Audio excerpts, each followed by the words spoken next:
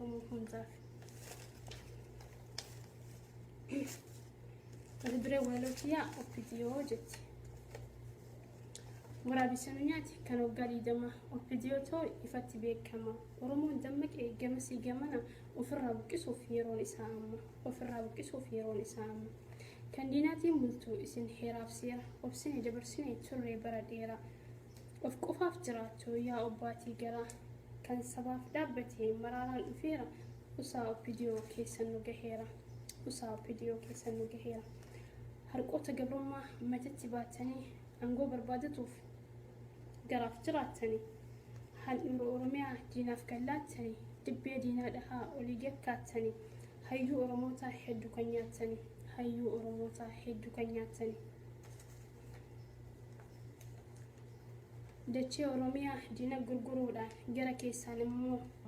limmoonni uruudhaan afaan mi'ooftanii angoorra turuudhaaf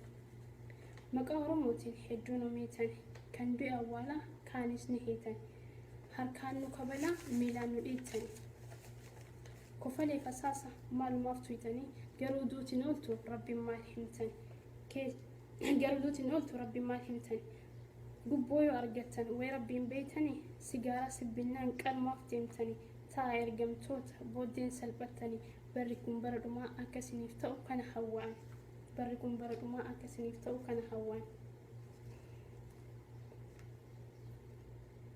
gubaa ilmaan isaa dadhabe maatiin gaafii mirgaa irratti maaliif lubbuun baati isa abbaan qabnes barsiifatti haati abdii egeree boruu ijoollee yuunivarsiitii